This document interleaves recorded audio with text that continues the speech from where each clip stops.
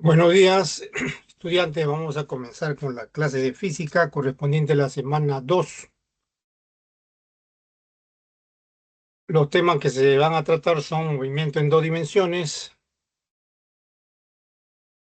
dinámica y estática, ¿no? En la semana 1, acuérdense, se trató cinemática, se estudió cinemática en dos casos de movimiento rectilíneo uniforme y movimiento rectilíneo uniformemente variado, ¿no? Ahora vamos a estudiar dos casos especiales de movimiento en dos dimensiones. Uno es el movimiento circular, parabólico primero, que está arriba, ese es un ejemplo, y el movimiento circular, ¿no? Abajo tienen otro ejemplo, ¿no? Empecemos con el estudio del movimiento parabólico. Es un movimiento en dos dimensiones que está compuesto de un MRU, un movimiento rectilíneo uniforme en la horizontal, y un MRV, ¿no? Vertical. En la horizontal se va a considerar como eje de referencia el eje X y en la vertical el eje Y. Como es un movimiento en dos dimensiones, tenemos que usar un sistema de coordenadas X, Y como sistema de referencia, ¿no? Ahora, la trayectoria del objeto es una parábola, siempre que el movimiento se realice cerca de la superficie terrestre y se desprecie la resistencia del aire. La única aceleración que experimenta el objeto es la aceleración de la gravedad. Por ejemplo, vamos a asumir que la trayectoria de una pelota que se patea es aproximadamente una parábola. Vamos a suponer que se patea desde el suelo. Para describirlo, tenemos que considerar un sistema de coordenadas X, Y. El origen de coordenadas se pone en el punto de lanzamiento en este ejemplo. Esta es la velocidad de lanzamiento, este es el ángulo de lanzamiento, y la trayectoria es una curva simétrica llamada parábola, la cual está determinada por la fuerza de la gravedad, ¿no? Ya que es la única fuerza que experimenta, ¿no? La única fuerza que experimenta entonces es la fuerza de la gravedad, y la aceleración es la aceleración de la gravedad, ¿no? Por eso la pelota describe una trayectoria parabólica. Cuando la velocidad inicial está inclinada respecto al horizontal, siempre es conveniente descomponerla en una componente horizontal y una componente vertical. Se denota con las letras, la misma letra, pero su índice X e Y respectivamente. En cualquier punto, cuando esté inclinada la velocidad, se puede descomponer en una componente horizontal. Esta debe permanecer constante porque en el eje X se verifica el MRU, o sea, movimiento rectilíneo uniforme. En cambio, la componente de la velocidad en la vertical sí va cambiando, ya que en el eje vertical se verifica el MRV, ¿no? Vertical. A la subida va disminuyendo. Cuando llega al punto más alto, solo queda la componente horizontal de la velocidad que permanece constante. La otra componente se anula, es cero. Y al retorno nuevamente va aumentando la componente vertical hasta llegar al nivel de lanzamiento, donde va a llegar con la misma magnitud de la velocidad con que fue lanzado, pero con otra dirección, ¿no? Ahora, el ángulo va a ser el mismo, pero la orientación de la flecha de la velocidad final es el mismo ángulo de lanzamiento, pero por debajo de la horizontal, ¿no? También hay dos componentes ahí. Hasta ese instante la componente horizontal permanece constante, ¿no? Hasta ese instante la componente horizontal permanece constante. La única aceleración que actúa sobre la pelota es la aceleración de la gravedad. El signo negativo ahí significa que es hacia abajo, indica la dirección, ¿no? Indica la dirección. Y el G es la magnitud. En los problemas se le va a redondear a 10 metros por segundo al cuadrado la magnitud de la aceleración de la gravedad para que el cálculo sea exacto, ¿no? Ahora, ahí se puede ver que hay un desplazamiento vertical máximo que corresponde a la altura máximo. También se observa que hay un desplazamiento horizontal máximo que corresponde a la distancia horizontal o alcance horizontal, como se le llama, ¿no?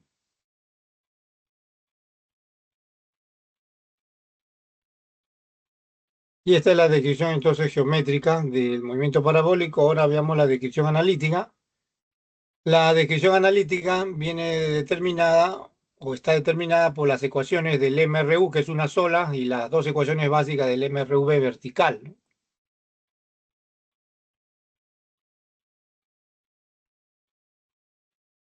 En el eje X se cumple independientemente el MRU, en el eje Y el MRV. En el ejemplo particular que estamos considerando, la posición inicial es 0,0, o sea, el origen de coordenadas, pero eso no siempre es así. En otras circunstancias no necesariamente son cero. El instante se está asumiendo como cero, el instante inicial. La, las componentes de la velocidad inicial son la que está junto al ángulo, va multiplicado por el coseno de teta, y la que está opuesta al ángulo por el seno de teta.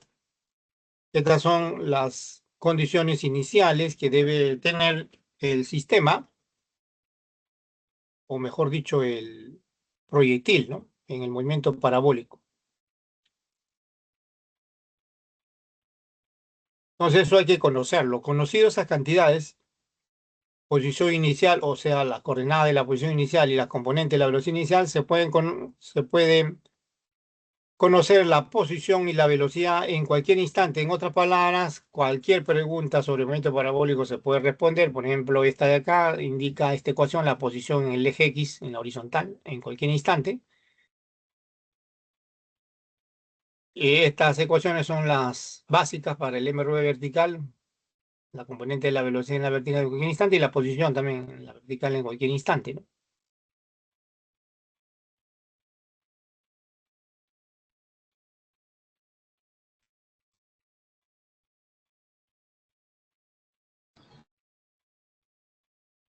Observaciones. La primera se refiere a que combinando estas dos, como ya hemos visto en el final de la clase pasada, combinando estas dos que están acá en el MRV vertical, ¿no? Un ratito voy a activar la pantalla, la pizarra auxiliar. Y ahora sí.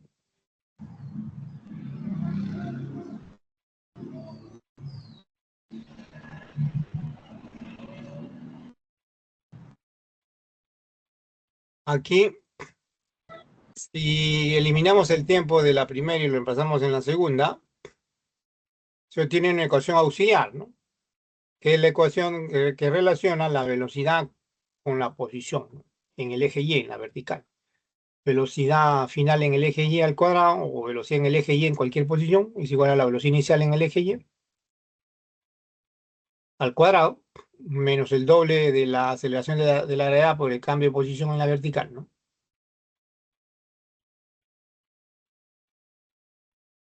Y conocidas, pues, las componentes de la velocidad, se puede conocer la magnitud de la velocidad, ¿no? Como por el teorema de Pitágoras en cualquier punto de la parábola, ¿no?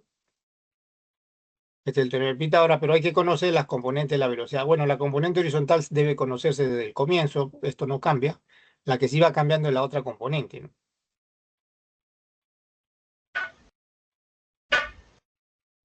La altura máxima que alcanza el proyectil respecto al punto de lanzamiento es una fórmula especial solo aplicable al caso que se está mostrando. Cuando la parábola se describe entre dos puntos de igual nivel, se puede aplicar esta fórmula para la altura máxima. Hay que conocer, como pueden ver acá, la rapidez de lanzamiento y el ángulo de lanzamiento. Análogamente, para el alcance horizontal se puede usar esta fórmula para las circunstancias que se está poniendo como ejemplo. Pero hay otras circunstancias en que no se deben aplicar estas fórmulas. Por ejemplo, cuando el lanzamiento es horizontal, ¿no? No se deben aplicar esta fórmula. Estas valen para el ejemplo nada más que se está considerando, ¿no? Las fórmulas generales que han visto en la tabla anterior y así como la que está arriba, esas sí se aplican a todas las circunstancias. También el tiempo que permanece en el aire, tiempo de vuelo, se puede calcular por esta fórmula especial, solo para el caso particular que estamos considerando, ¿no? En estas tres últimas fórmulas, entonces hay que conocer la rapidez inicial y el ángulo de lanzamiento, ¿no? No se aplican estas fórmulas para otras circunstancias, sino para el ejemplo particular de la parábola simétrica entre dos puntos a igual nivel, ¿no? Cualquier otra situación que no sea una parábola simétrica entre dos puntos a igual nivel no se aplican, se aplican las ecuaciones generales nada más. Veamos ejemplos. Veamos el número 1 de esta semana. Se refiere a lo siguiente: desde el borde de la cima o desde cierta altura de una torre se lanza, dice, una piedra, un proyectil, pues, ¿no? Desde una altura de 50 metros, con rapidez de 30 metros por segundo y ángulo de tiro, o sea, ángulo de elevación en realidad, de 30 grados sobre el horizontal. La pregunta es con qué rapidez llegará la piedra al suelo. Le dan la aproximación de la raíz cuadrada de 19 a 4,35. Ya, vamos a asumir, el, este es el proyectil, se lanza, el ángulo es θ 30 grados sobre el horizontal, la rapidez inicial se conoce, 30 metros por segundo. Eso se puede colocar acá también. Acá se puede colocar, ¿no? V sub 0. Aquí se puede colocar.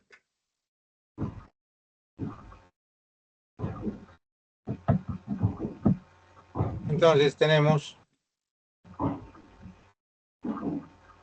veamos la solución. También le dan de dato, por si acaso, también le dan de dato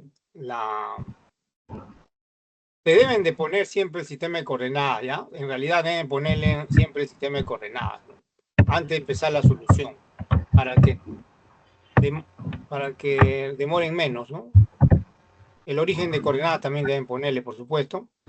Además, también como le dan dato de la altura h, 50 metros también, obviamente que tienen que indicarle, ¿no? Y vuelvo a repetir, le están pidiendo la rapidez con que llega la piedra al suelo. Miren abajo, al lado derecho, ahí está la flecha de la velocidad final. Eso le pide. Entonces, como la velocidad inicial está inclinada a 30 grados, lo descomponemos en una componente horizontal y una vertical. La componente horizontal va con su índice x, v sub 0x, eso permanece constante. La componente vertical va con su índice y. En la horizontal, entonces, cuando se lanza, todavía no ha avanzado nada, la posición inicial es 0. La componente de la velocidad horizontal sí permanece constante, v sub 0 coseno de 30, v sub 0 es 30, coseno de 30 raíz de 3 sobre 2, así que queda más 15 raíz de 3. Eso permanece constante. En la vertical, la posición inicial es h, bueno, ya que se lanza de una altura h, entonces el punto que corresponde, o sea, la posición, el punto que corresponde a,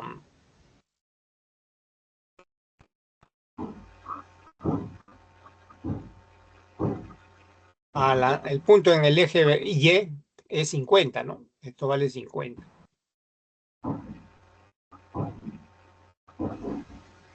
Habrá otro 25 por acá. Cuando llega al suelo es 0, bueno. Y vale 0 en el suelo.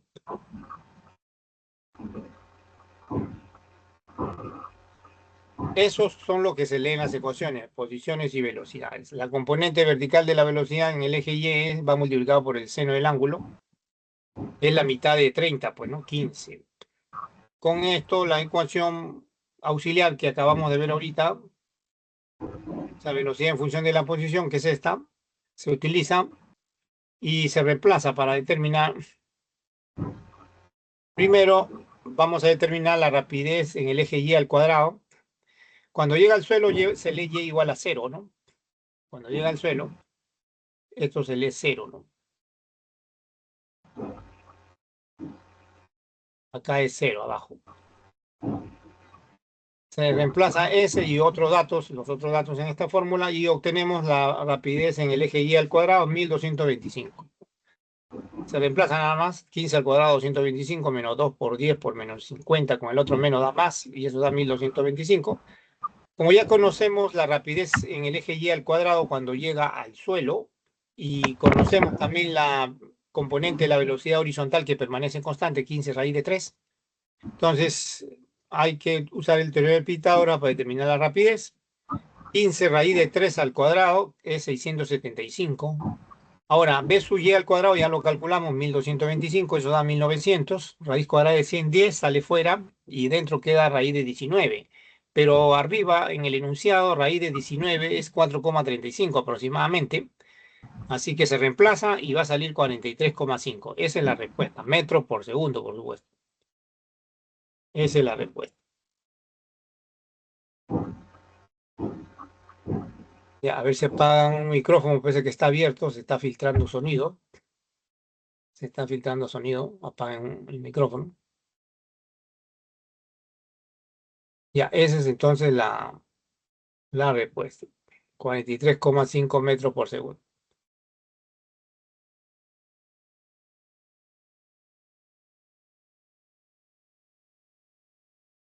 Veamos otro ejemplo sobre movimiento parabólico. Número 2. Dice, se lanza una piedra desde el punto A, ¿no? Con rapidez v sub 0,50 metros por segundo y ángulo de tiro de 30 grados. Y simultáneamente se deja caer otra piedra del punto B, o sea, otro proyectil, ¿no? Como muestra la figura, vamos mostrando la figura. Aquí es un edificio, un proyectil se lanza desde el suelo, punto A. Esta es la rapidez inicial, que es dato, 50. Ángulo de tiro 30 grados, este ángulo θ es 30 grados. Y la trayectoria es parabólica, pero simultáneamente se deja caer, ¿no? Otro cuerpo, B. La trayectoria es una línea recta vertical y va a colisionar, va a chocar con el otro cuerpo A.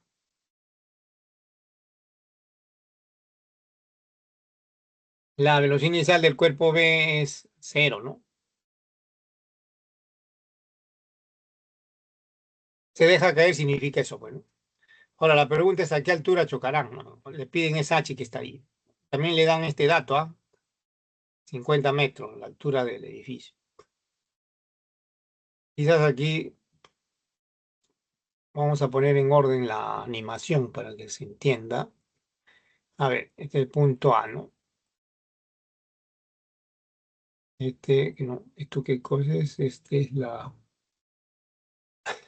trayectoria parabólica. No, este no es la trayectoria parabólica. Bueno, esta es la trayectoria parabólica. Punto es 9, ¿no? Entonces,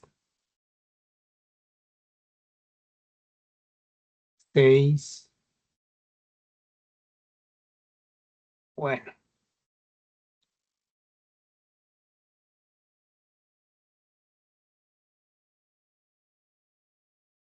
es 12, es 11, 8,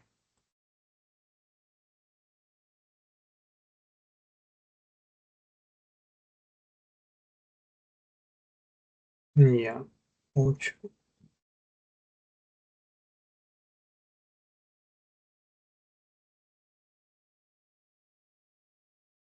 9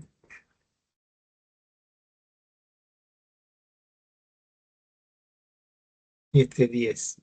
Ya, vamos a ver.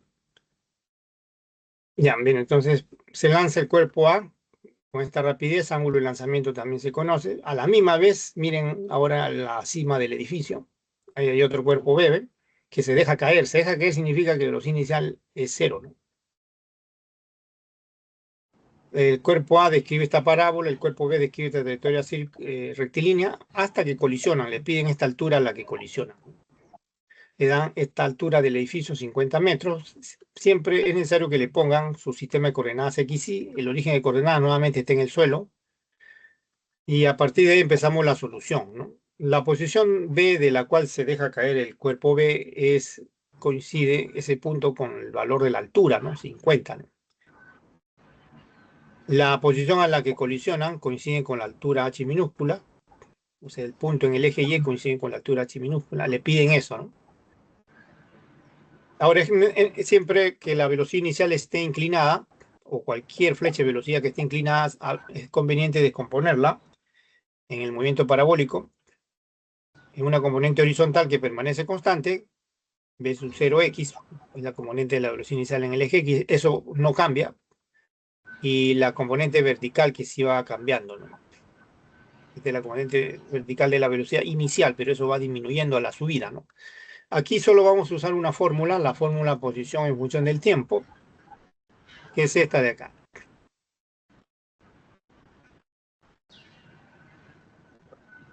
Y esta la vamos a aplicar para cada uno de los cuerpos. Al cuerpo A,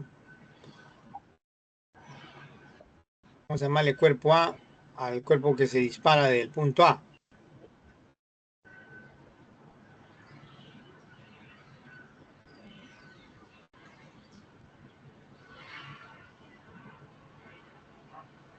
Posición inicial 0, velocidad inicial en el eje Y es 25, porque si es 50, el ángulo es 30. Miren acá, si esto es 50, ¿no? 50 metros por segundo. Esta componente opuesta al ángulo de 30 es la mitad, pues, 50. La mitad de 50 es 25, por eso aparece acá 25, ¿eh? Esta componente está opuesto al ángulo de 30, el triángulo de 30 es 60, el cateto opuesto o la componente opuesta al ángulo de 30 es la mitad de la hipotenusa, que es la rapidez de lanzamiento, ¿no? O sea, 25. Ya, eso se reemplaza ahí en la fórmula de arriba. Y ya no se reemplaza el y es un ser igual a 0, queda esta ecuación.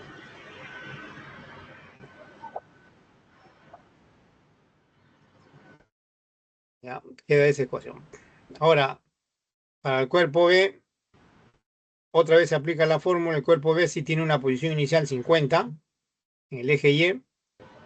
La componente de la velocidad, la velocidad vertical inicial es 0, porque cuando le digan que se deja caer, se suelta, significa que la velocidad en el eje Y es 0 para el cuerpo B. Nuevamente reemplazamos eso en la fórmula que está acá arriba y vamos a tener esto. Ya no se pone la velocidad inicial porque es 0, ¿no? Solo aparece 50 menos 5t cuadrado. Apaguen, por favor, se está filtrando un sonido. Cierren su micrófono. Cierren su micrófono.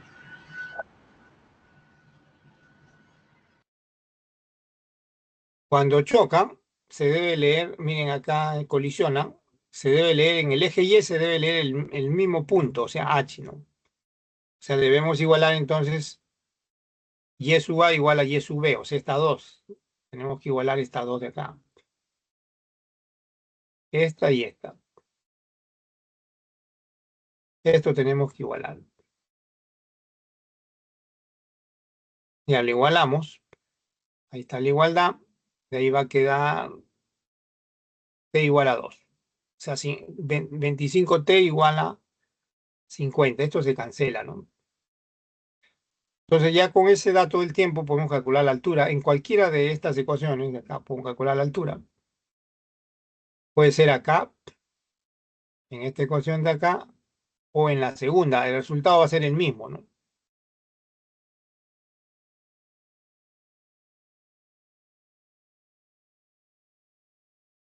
Cualquiera.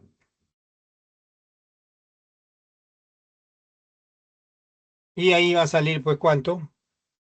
50 menos 5 por 2 al cuadrado, 30. Si lo reemplazamos en la de arriba, también va a salir igual, ¿ah? Va a salir igual.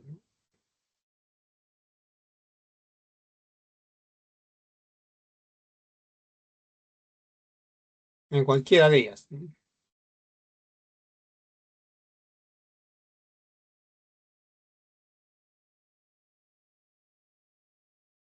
Va a salir lo mismo.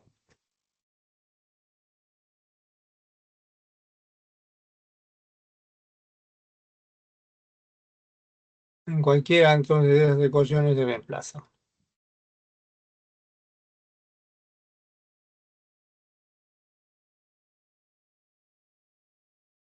En cualquiera de estas.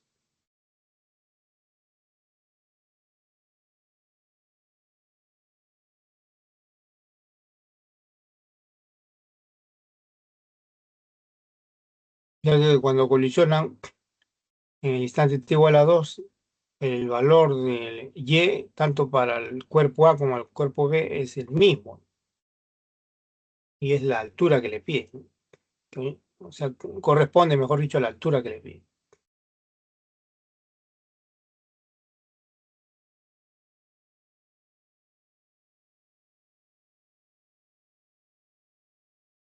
Ya seguimos avanzando con la teoría. Hoy estudiemos el movimiento circular, que es el otro tipo especial de movimiento en dos dimensiones. Es un movimiento que se describe, por supuesto, de dos dimensiones, siendo la trayectoria una circunferencia, ¿no? Vamos a considerar acá también un ejemplo de una pista circular por la cual se desplaza un auto, un radio R. Consideramos nuestro sistema de coordenadas, por supuesto.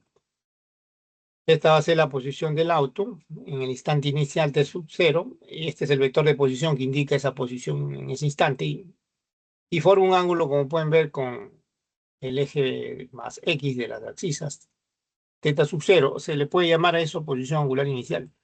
En un instante posterior estará el auto en otra posición acá.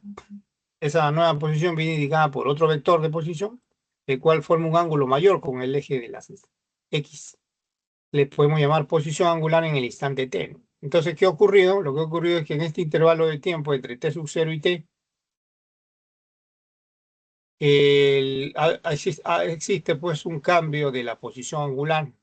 Lo vamos a anotar con delta, letra griega, delta, de triangulito, de teta, y eso se define como desplazamiento angular, ¿no? La diferencia entonces, posición angular final menos la inicial, se define como desplazamiento angular, la unidad radial, ¿no? Observación, miren. También podemos notar lo siguiente, miren. Entre las posiciones inicial y final, o entre los instantes t sub 0 y t, hay un recorrido, ¿no? Una distancia recorrida, hay una longitud de recorrido. Es la longitud de ese arco que están viendo ahí, ¿no? Muy bien, a esa longitud de arco le corresponde el ángulo central delta de teta, que es el desplazamiento angular. Y sabemos en matemática que estas cantidades están relacionadas por esta ecuación de longitud de arco o longitud de recorrido delta de S es igual al radio de la circunferencia por el ángulo central, que es el desplazamiento angular. Esa observación, ténganla en cuenta, ya. Otro concepto que también hay que comprender es el de velocidad angular media. Se va a denotar con una rayita arriba. En realidad es una cantidad vectorial, pero no nos interesa tanto describir el vector, sino la variación, o en todo caso la magnitud, el valor algebraico nada más, ¿no? O el valor algebraico, lo que más nos interesa. Ya que no está en el temario estudiar la dirección, solo el valor algebraico. Ya, indica el cambio de la posición angular en un intervalo de tiempo, es decir, el desplazamiento angular en un intervalo de tiempo. Teta menos t sub 0 en t menos t sub 0. Eso de manera compacta se denota, esa diferencia de posiciones angulares de manera compacta se denota usando la letra griega delta para indicar que es una variación, un cambio. Y también abajo t menos t sub 0 se denota con delta de t, o sea, un intervalo de tiempo. La unidad radianes por segundo, ¿no?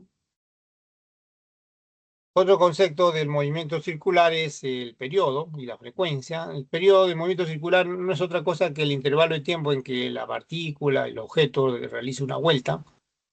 Y la frecuencia es contar vueltas y dividirlo entre el tiempo en que realiza las vueltas, o sea, el número de vueltas en intervalo de tiempo. Ahora, de manera más compacta, se puede definir así 1 sobre t, donde el 1 se debe entender como una vuelta y el t abajo el tiempo de una vuelta.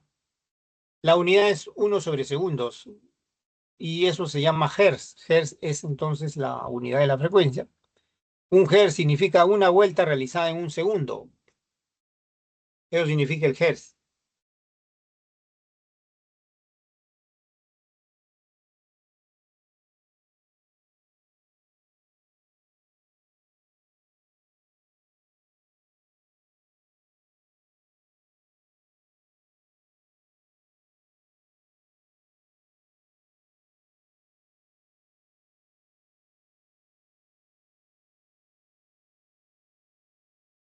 Con esto ya se puede estudiar el movimiento circular uniforme, MCU.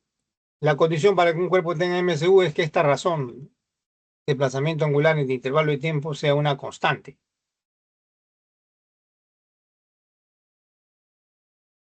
Y le llamamos a esa constante omega, ¿no? Omega minúscula, es la letra griega. Eso significa, pues, en este ejemplo que está acá al costado, vamos a ponerle allí para seguir con la orientación de los ejes más acá, y acá también más, ¿no?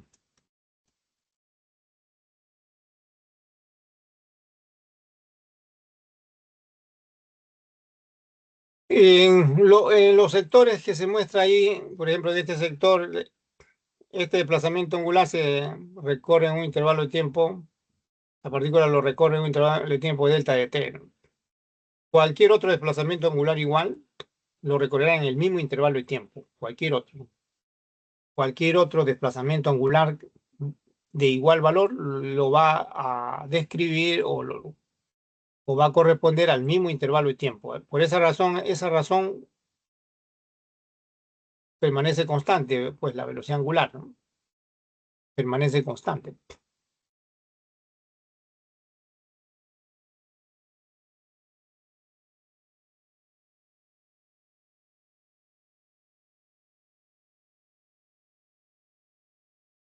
Permanece constante. Ahora, también en el MCU, el intervalo de tiempo en que da giro una vuelta una partícula es el periodo de revolución y el desplazamiento que corresponde a una vuelta es 2 pi-radianes, ¿no? Así que esta razón, delta de t entre delta de t, o sea, 2 pi entre t, permanece constante y se llama rapidez angular. Entonces aquí también se puede agregar esto, miren, para que sea concordante con la figura que están viendo ahí. Miren, podemos agregar lo siguiente, ¿no? Vamos a poner, a ver, eh, ya, vamos a poner esto acá arriba y esto lo bajamos un poquito.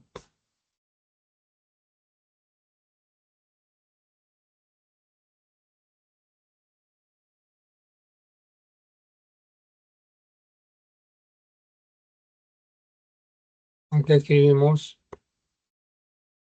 delta de teta y acá delta de t, ¿no? Ahora sí, ahora lo ordenamos. 26, 27 es esta. Ya está.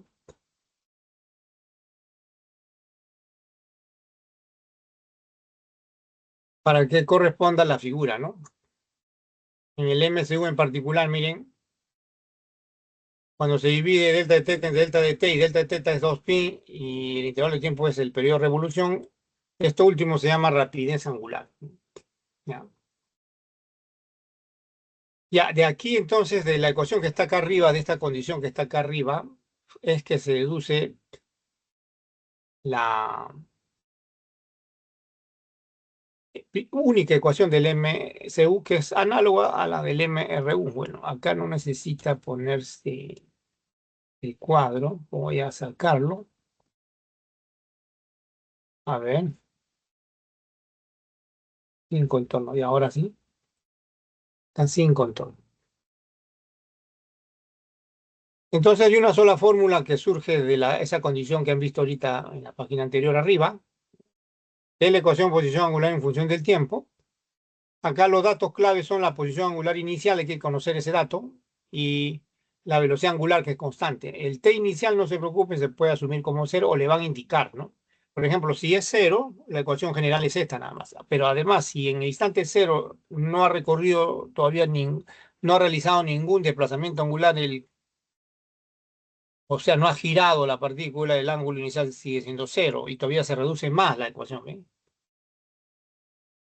Se reduce más.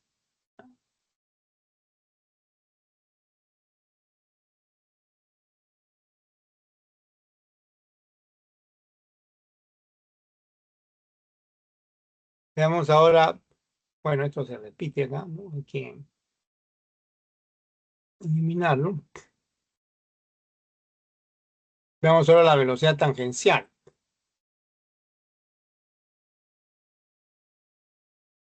Es un vector, por supuesto, la velocidad lo hemos definido, que indica la rapidez y dirección de la partícula en cada punto de la circunferencia. En realidad es velocidad instantánea, porque es en cada punto, ¿ya? Es en cada punto. ¿Por qué se le llama tangencial? Porque se representa por una flecha tangente, por eso tangencial. También se le llama lineal, ¿no? Por ejemplo, si tenemos una partícula que está girando, una determinada rapidez, esa velocidad, esa flecha de la velocidad se representa tangente, ¿no? Eso en cualquier punto, ¿no? Como pueden ver ahí. En cualquier punto. Va cambiando de dirección, como pueden ver la flecha. Pero la magnitud en el MCU permanece constante, la magnitud. La magnitud permanece constante en el MCU. Y como hemos visto, la rapidez en general es distancia, o sea, longitud del recorrido, longitud de la trayectoria,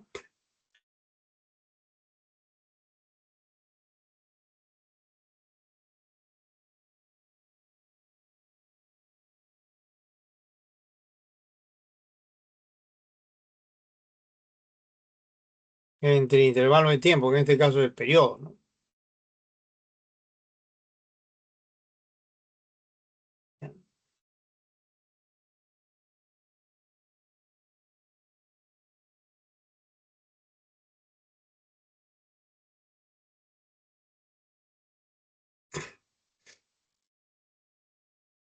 Acuérdense la semana 1 anterior, la rapidez, en este caso, rapidez tangencial o lineal, porque se está dividiendo el recorrido, que es en una vuelta es la longitud y la circunferencia, y en una vuelta el tiempo es el periodo, ¿no? Es una constante. Acuérdense la definición de rapidez, longitud de recorrido, o sea, distancia, entre intervalo de tiempo.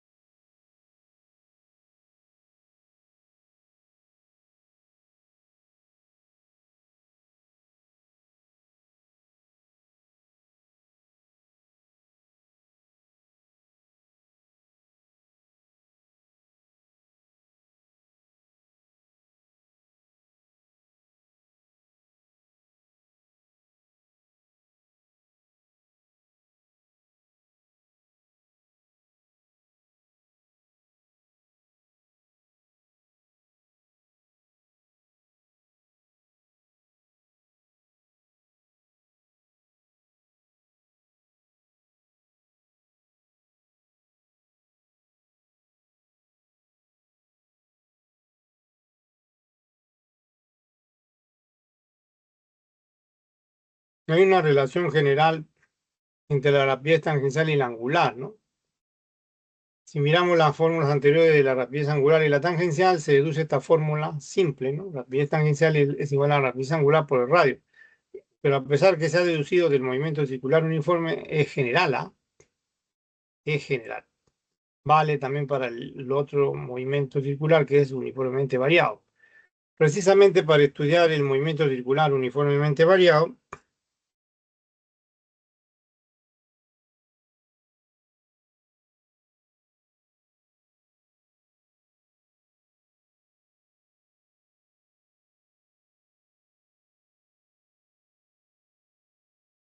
es necesario definir la aceleración angular. Media significa que se define un intervalo de tiempo, ¿no? Se define así como el cambio de la velocidad angular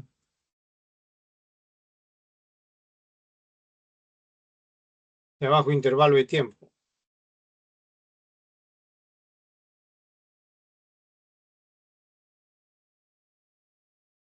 También con la notación compacta delta de omega entre delta de t. La unidad radianes por segundo al cuadrado.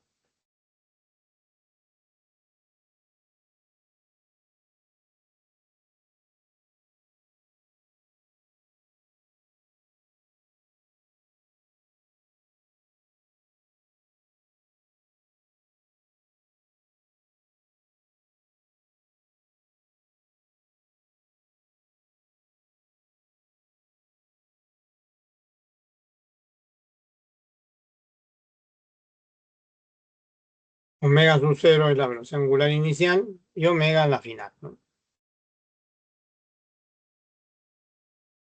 Y a partir de acá se puede estudiar el otro tipo de movimiento circular, llamado movimiento circular uniformemente variado. Se caracteriza por el hecho de que una partícula realiza cambios de velocidad angular iguales en intervalos de tiempo iguales.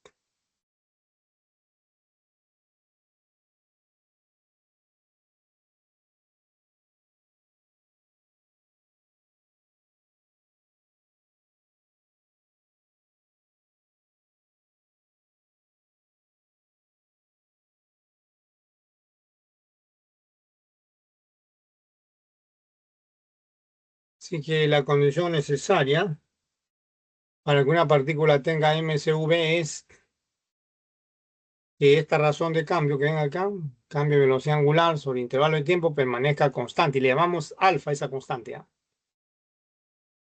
Bien, de ahí voy a despejar la velocidad angular, ¿ya? Y se obtiene la primera ecuación básica del MCV, que es análoga a la del MRV, la ecuación velocidad angular en función del tiempo. O sea, esto de acá. Velocidad angular final es igual a la velocidad angular inicial más alfa, que es la aceleración angular, por el intervalo de tiempo t menos t sub 0. Acá hay que conocer velocidad angular inicial y aceleración angular, como también la posición angular inicial, ¿no? En estas fórmulas, esta es la otra fórmula, posición angular tiempo. En estas fórmulas no es necesario determinar t sub 0, le van a dar de dato o se va a asumir como 0, ¿ya? Pero lo que sí hay que determinar son la velocidad angular inicial, la posición angular inicial, teta sub 0 y la aceleración angular, ¿no? Conocidos esas tres cantidades, estas ecuaciones quedan totalmente determinadas y se puede responder cualquier pregunta, ¿no? Eso que he hablado ahorita es la primera observación, ¿no?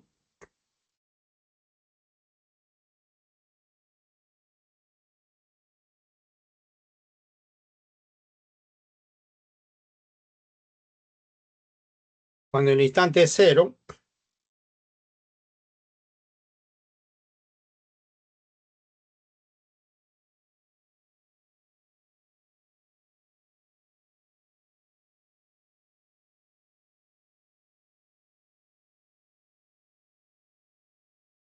entonces la ecuación velocidad angular tiempo se reduce a esta expresión, ¿no? Y la otra, la ecuación posición angular en función del tiempo, a esta otra. En muchos casos se utilizan estas como ecuaciones básicas. Ahora se pueden combinar también. Se puede eliminar el tiempo y se obtiene esta ecuación auxiliar, velocidad angular en función de la posición angular, ¿no? Velocidad angular final al cuadrado es igual a la velocidad angular inicial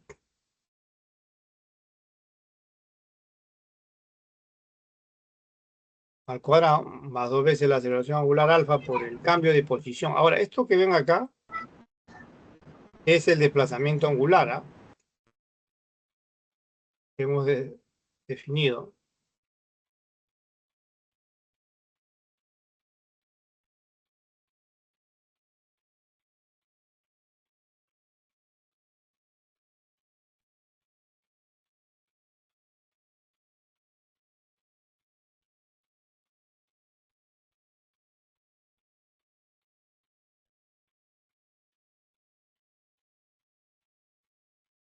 Veamos ejemplos, ¿eh?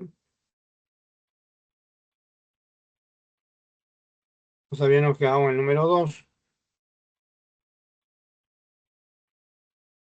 Vemos el número 3, ¿ya? Dice, un móvil parte de reposo y realiza un movimiento circular uniformemente variado, dando 3 vueltas durante los 2 primeros minutos, es decir, entre el instante 0 y el instante 2, ¿no?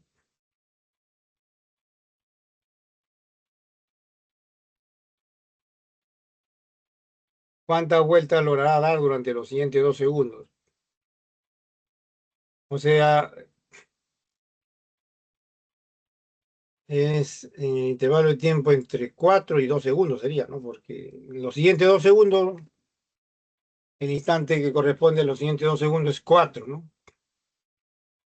Los dos primeros es 2, entonces el intervalo de tiempo entre 2 segundos y 4 segundos. Entre esos instantes le piden el número de vueltas. Vamos a suponer que sea un disco compacto, el sistema de coordenadas XY, esta es la partícula que vamos a analizar en el borde. En el instante cero está ahí en el eje equatorial, ir en sentido antihorario, y vamos a usar esta fórmula para resolver el problema. Posición angular en función del tiempo, ¿ya? Está claro que si parte de reposo, en esa fórmula la velocidad angular inicial es cero, la posición angular también es cero porque no ha descrito ningún ángulo. Así que en esta forma reducida es suficiente. Por ejemplo, si el instante cero es el inicial, en los dos primeros segundos, el siguiente instante, después de los dos primeros segundos, el instante es 2, ¿no?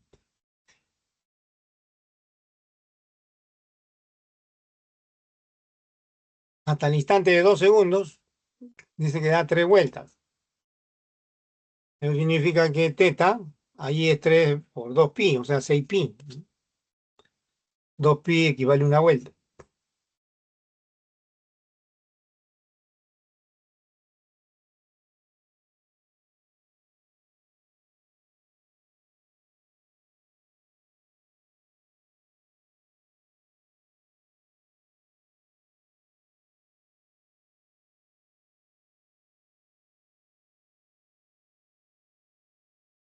Cuando la posición angular es cero, el desplazamiento angular coincide con la posición angular, ¿no? Coincide.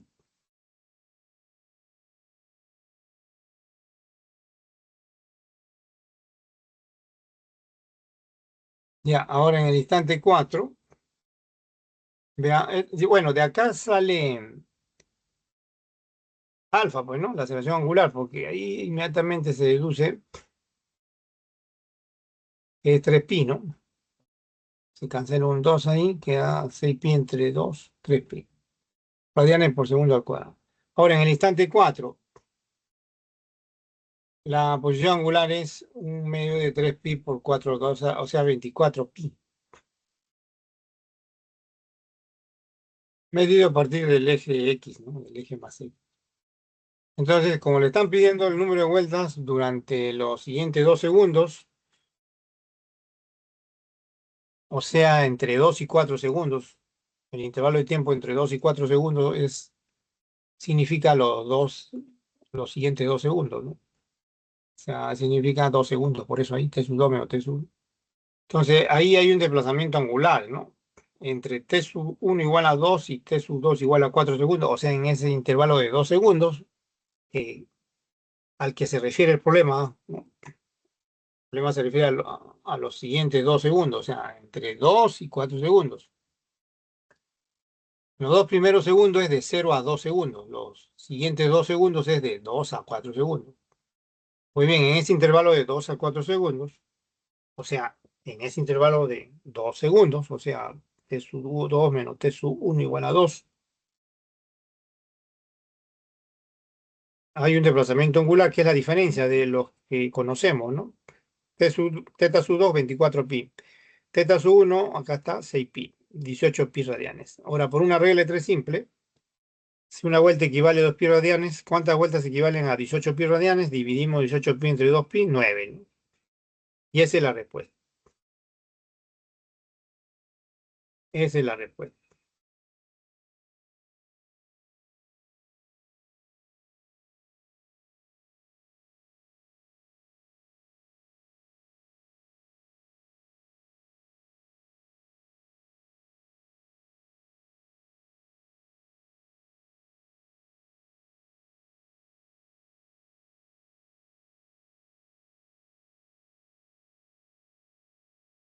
Esa es la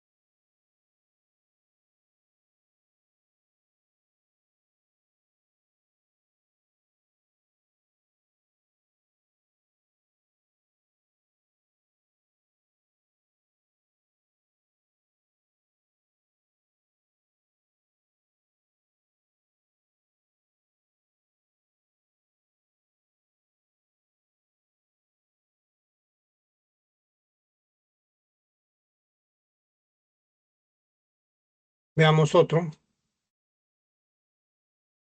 Número 4.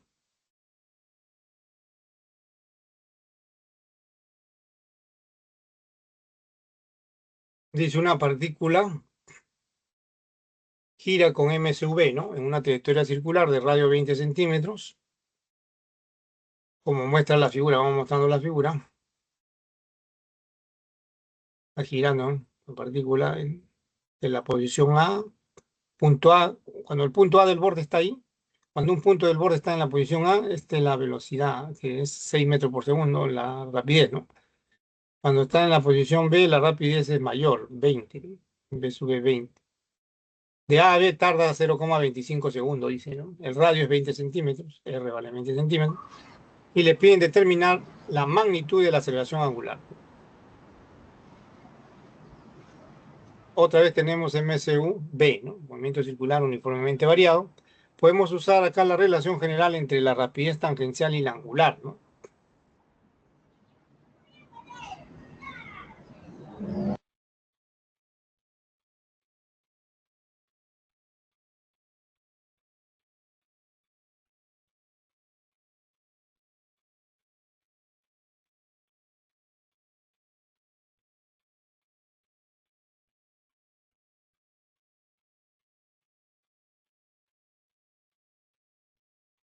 De aquí podemos despejar la velocidad angular o rapidez tangencial entre radios, ¿no? En el punto A, ¿no? Ahí está. Nos reemplazamos la rapidez tangencial, 6 entre 20 por 10 a la menos 2. Eso da 30 radianes por segundo. Análogamente en el punto B despejamos la rapidez angular y rapidez tangencial en el punto B entre el radio, el mismo radio. La rapidez tangencial es ahora 20 metros por segundo, abajo 20 por 10 a la menos 2, eso da 100 radianes por segundo. Entonces, con estos valores de la velocidad angular en la posición A y la velocidad angular en la posición B, y además el dato de que el intervalo de tiempo entre esas posiciones es 0,25 segundos, aplicamos la definición de aceleración angular media, ¿ven? Y restamos la velocidad angular final en B menos la inicial en A, ¿no? Y lo dividimos entre el intervalo de tiempo que es 0,25, es decir, 100 menos 30 sobre 0,25. Esto va a salir exacto, ¿ah? Abajo es un cuarto, ¿no? 0,25. El 4 sube y multiplica al 70, ¿no? 70 por 4, 280 radianes por segundo al cuadrado. Esa es la respuesta.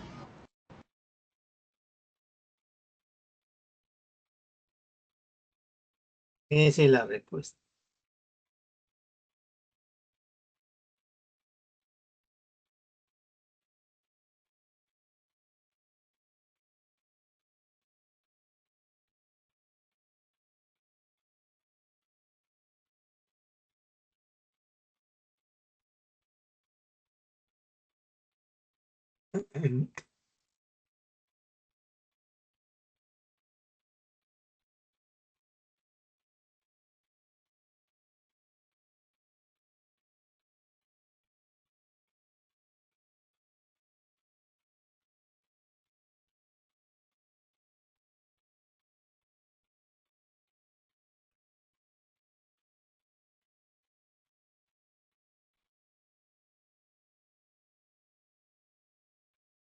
Bien, ahora estudiemos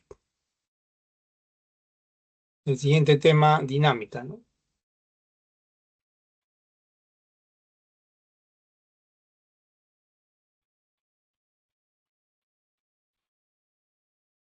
La dinámica se puede estudiar en dos casos particulares, ¿no? Dinámica del movimiento rectilíneo y dinámica del movimiento circular. Veamos conceptos básicos.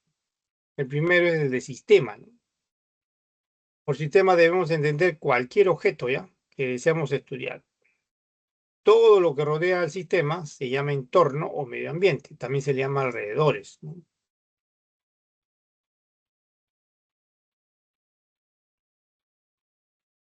En particular, un sistema físico, que es lo que nos interesa, puede ser uno o un conjunto de objetos, ¿no?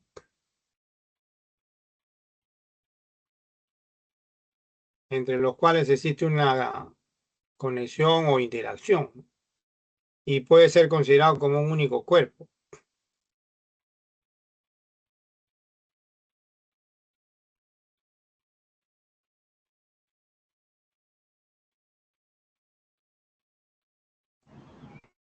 Por ejemplo, dos bloques en contacto, ¿eh? A y B, son dos cuerpos. Todo esto puede ser considerado como un único cuerpo.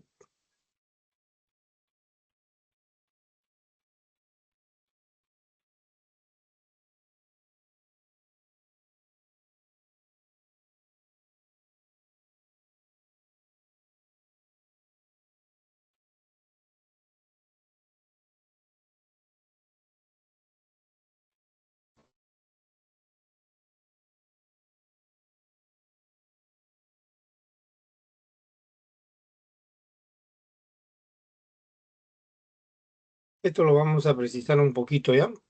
Acá, acá vamos a poner un sistema físico. Es un cuerpo, un objeto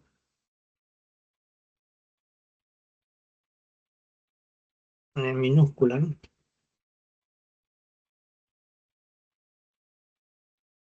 O conjunto de objetos,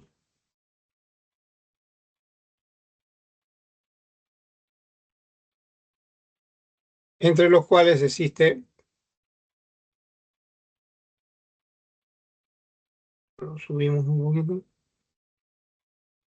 una conexión, ¿no? O interacción.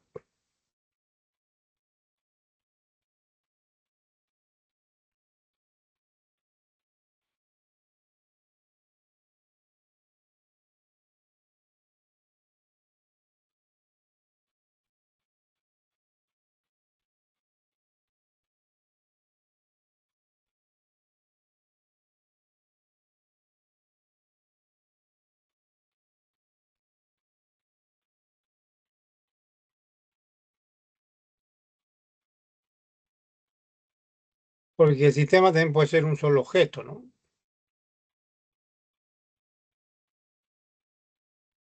El objeto puede estar compuesto por un conjunto de otros objetos, ¿no?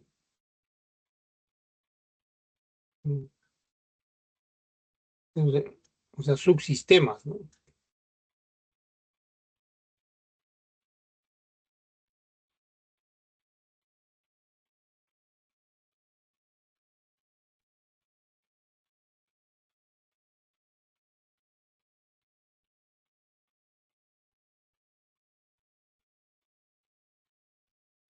Ese es en general, ¿no? Entonces vamos a precisar más todavía, ¿ya? En general vamos a poner, ¿no? General, ¿no? General, un sistema, ahora sí acá, un objeto entre los cuales ya, ahora sí,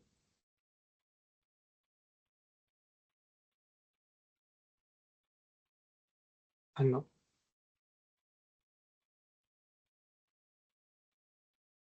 es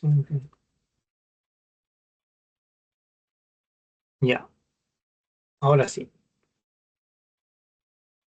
Entonces miren, si A y B ahí son los objetos, los bloques conforman el cuerpo, el sistema, todo el resto, el aire, la persona que está queriendo empujar, el piso, todo eso es el entorno, ¿no? Se llama entorno, medio ambiente, alrededor, el medio circundante, distintas terminologías hay, ¿no?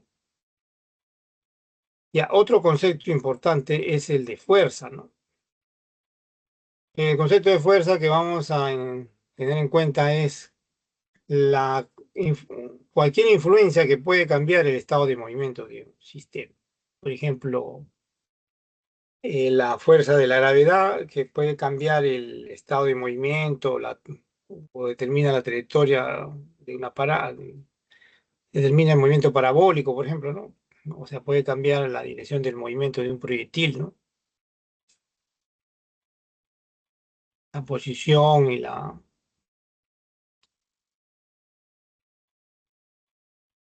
de un proyectil y la velocidad, ¿no? O sea, el estado de movimiento, a eso se le llama fuerza. En un sistema se pueden distinguir, dice, fuerzas externas e internas. Las externas son las influencias que ejerce el entorno sobre el sistema.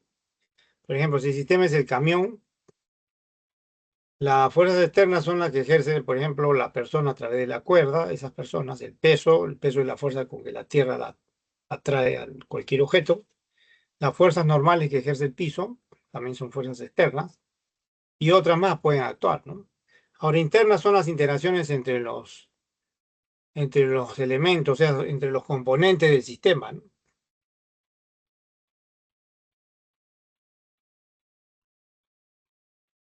Entre los elementos que componen el sistema o entre los componentes, ¿no? Vamos a poner componentes acá.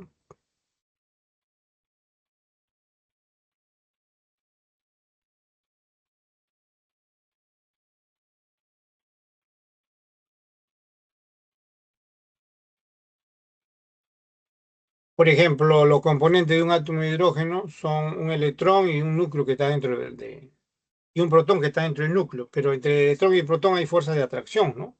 Ya que uno tiene carga positiva, el protón, y el electrón carga negativa. Esas fuerzas, que es entre los componentes del átomo de hidrógeno, que son el electrón y el protón, son fuerzas internas, ¿no?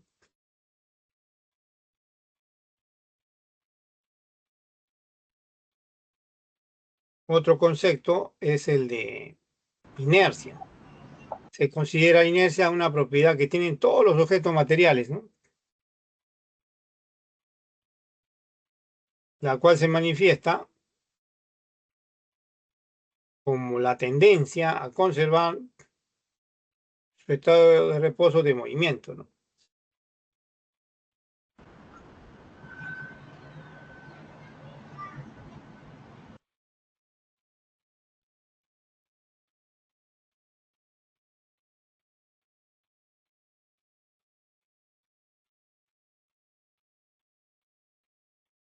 Ahora, todos los cuerpos materiales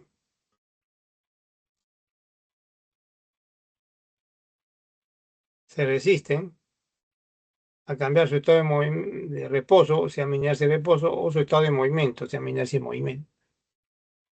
Por ejemplo, si volvemos al camión, se resiste a cambiar su estado de reposo, se llama inercia de reposo. Si es que hay una persona manejando una bicicleta y frena bruscamente, el cuerpo de la persona se va a resistir o sea, va a tener la tendencia a continuar la dirección del movimiento, ¿no? Por eso sale disparada, ¿no? Cuando frena.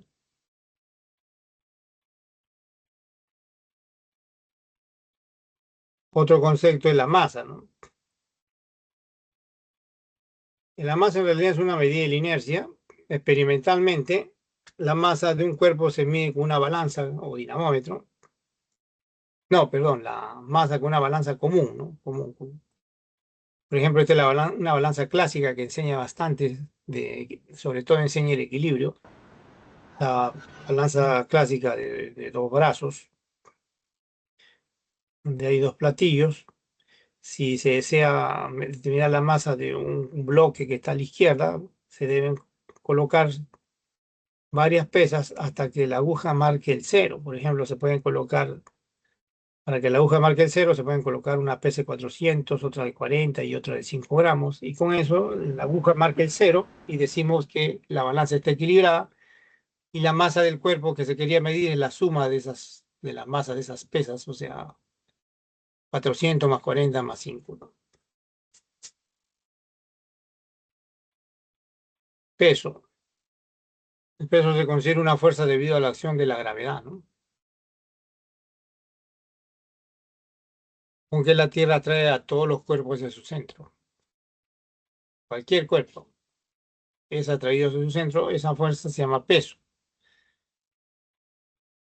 Experimentalmente se mide con una balanza de resorte o dinamómetro, que es un tubo que contiene en el interior un resorte y está graduada en en el tubo, por la parte de afuera está grabada una escala, ¿no?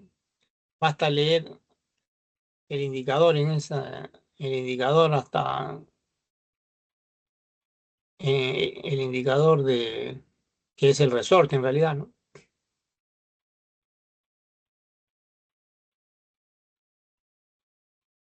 Basta leer dónde se ubica el indicador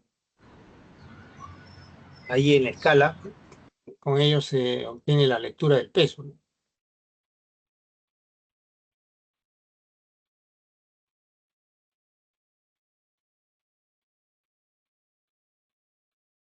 El peso se puede definir como masa por aceleración de la gravedad, ¿no? Es decir, m por g. En muchos libros se denota con W mayúscula el peso, ¿no?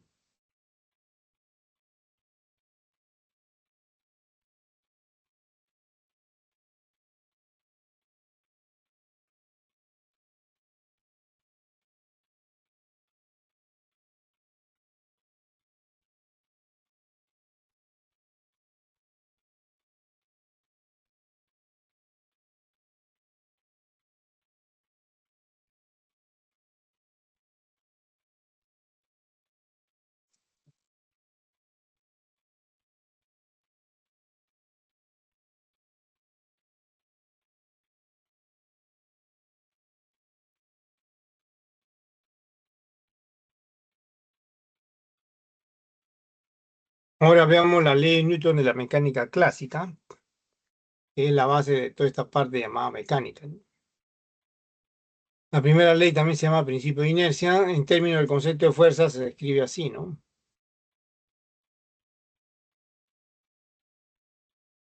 Si la resultante de todas las fuerzas que actúan sobre un sistema es nula, este permanecerá en reposo o se moverá en línea recta con velocidad constantes.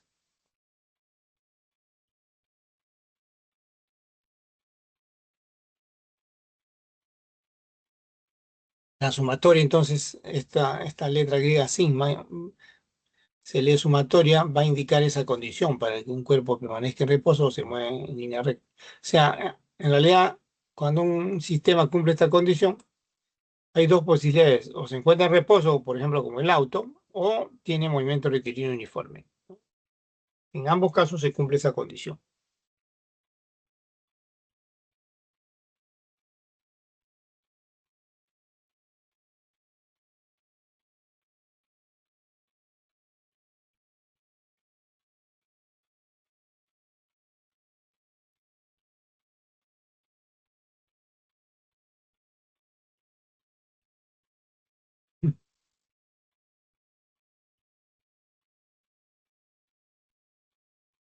Ahora, de aquí se deduce también del concepto de sistema aislado, ¿no?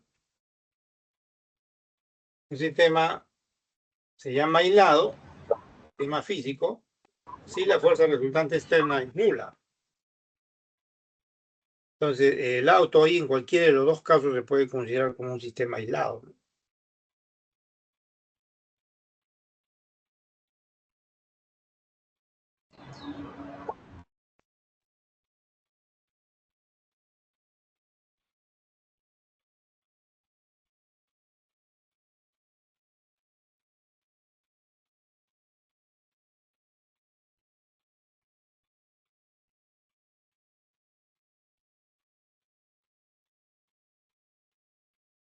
Ahora veamos la segunda ley de Newton de la mecánica clásica. Algunos autores le llaman principio de masa, pero es simplemente una extensión de esta primera ley, ¿no? Se refiere también a la inercia.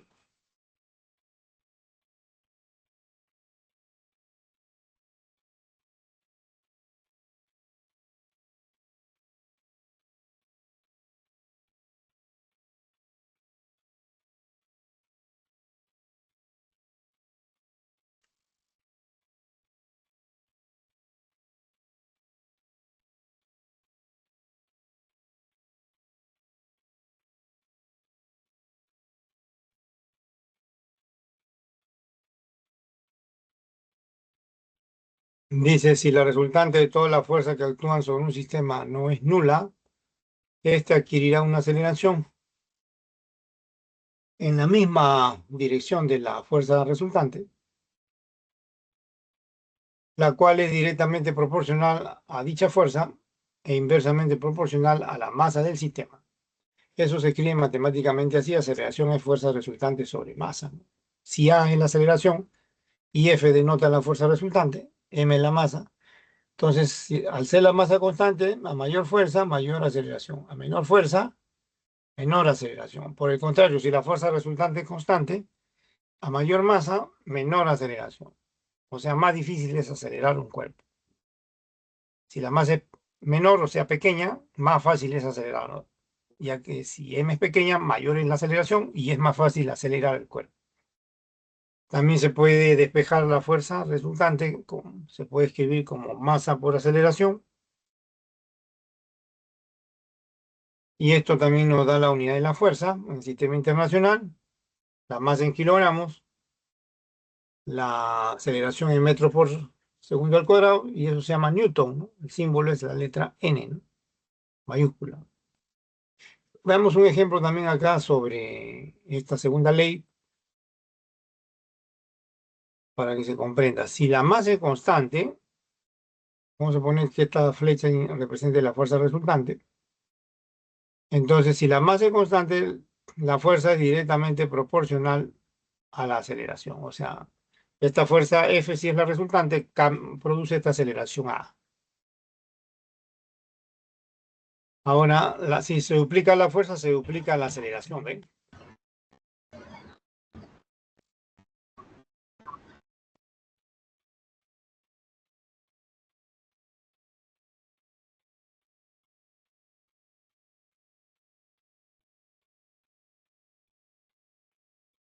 O sea, la aceleración y la fuerza y la fuerza resultante son directamente proporcionales. Si triplica la fuerza, se triplica la aceleración. Por el contrario, si la fuerza resultante es constante,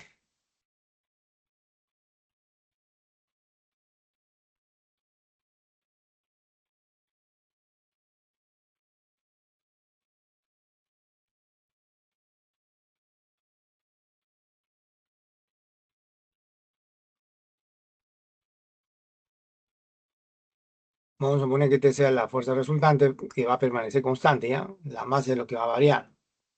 Si la masa es m, la aceleración vamos a suponer que sea a. Ahora, si se pone un cajón más de igual masa, ahora es 2m la masa, la aceleración ahora se reduce, la fuerza resultante constante, ¿ah? La aceleración se reduce a la mitad, ¿no? Si se triplica la masa, la aceleración se reduce a la tercera parte, es decir, cada vez va siendo más difícil acelerar al cuerpo o a los cuerpos. Esto significa pues que la aceleración es inversamente proporcional a la masa, ¿no? Para una fuerza resultante constante.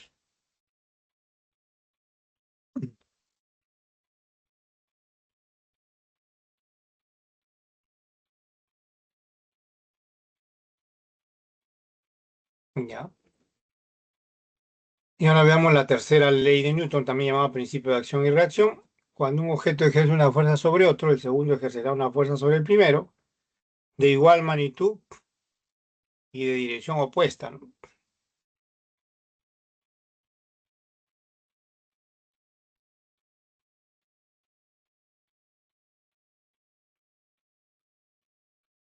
Por ejemplo, si tenemos un bloque sobre una mesa, un libro, voy a llamarle cuerpo A a la mesa, cuerpo B al libro. Esta flecha va a indicar la fuerza de la mesa sobre el libro, ¿no? Que es, vamos a asumirla que es una fuerza perpendicular llamada fuerza normal. La denotamos así, con su índice A y B, N, su índice A y B, pero a su vez el libro también va a ejercer una fuerza perpendicular sobre la mesa. Flecha de verde es la fuerza del libro sobre la mesa, o sea, de B sobre A. La denotamos con N y su índice BA. Entonces, una de estas fuerzas en realidad son de igual magnitud, pero dirección opuesta, ¿no? Si una le llamamos acción, a la otra le debemos llamar reacción.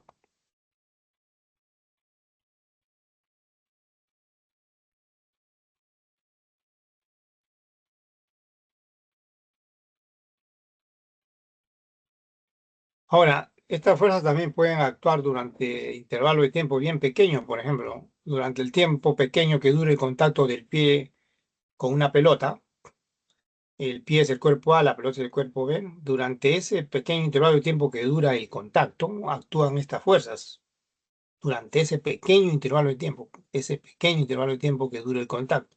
Si esta flecha de azul indica la fuerza del pie sobre la pelota, o sea, de A sobre B, le puedo llamar acción si quieren. Anotamos con F su índice A y B. La flecha de verde va a indicar la fuerza que ejerce la pelota sobre el pie durante el corto intervalo de tiempo que dure el contacto.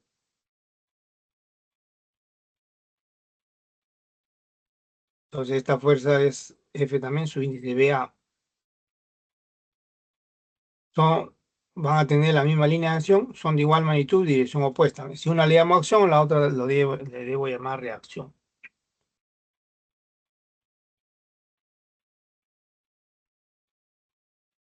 Observaciones. Miren, las fuerzas de acción y reacción, como acabamos de ver, actúan sobre cuerpos diferentes y siempre existen por pares, ¿ah?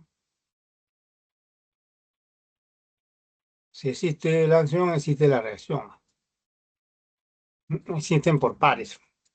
Y ahora, un observador u objeto que esté en reposo o tenga movimiento rectilíneo uniforme se llama sistema de referencia inercial. Y ahí son válidas las leyes de Newton. Por ejemplo, acá tenemos un observador en reposo. Para eso observador en reposo, o también podría haber estado con MRU, son válidas las leyes de Newton.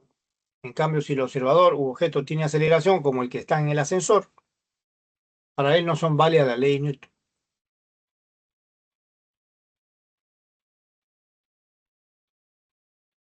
Ya, eso es lo que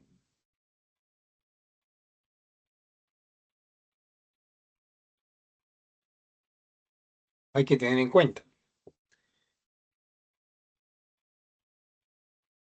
Vamos a estudiar dinámica del movimiento rectilíneo primero, ¿ya? Primero vamos a estudiar dinámica del movimiento rectilíneo. Si la fuerza resultante es constante, o primero cero, ¿ya? Primero, si es nula, la aceleración es nula y la velocidad es constante, o sea, mr1. El movimiento rectilíneo uniforme corresponde pues a una fuerza resultante constante. Ahora, pero ¿qué pasa si la fuerza resultante ya no es cero, sino es una constante? Entonces, de la segunda ley de Newton, la aceleración será constante y el sistema tendrá mrv, ¿no? Ahora, y si es variable, la aceleración será variable, ¿no? Y el sistema tendrá movimiento rectilíneo con aceleración variable. Ahora, en general, como observación, no solo para el movimiento rectilíneo, cualquiera puede ser la trayectoria.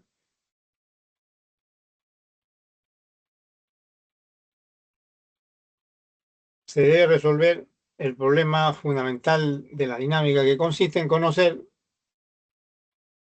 la posición inicial, un instante inicial, la velocidad inicial y la fuerza resultante. Con ello se aplica la segunda ley de Newton, o sea, mediante la segunda ley de Newton se obtiene entonces la posición en cualquier instante y la velocidad. Ya, este par de cantidades físicas, posición y velocidad en cualquier instante, se denomina estado de movimiento.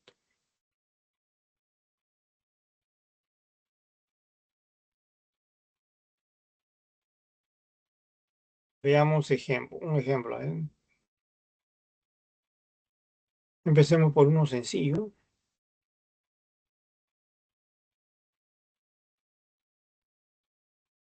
Por este acá, también puede ser por este acá creo que tiene rozamiento. A ver. Sí, estos dos pueden ser. Por el más simple, ¿ah?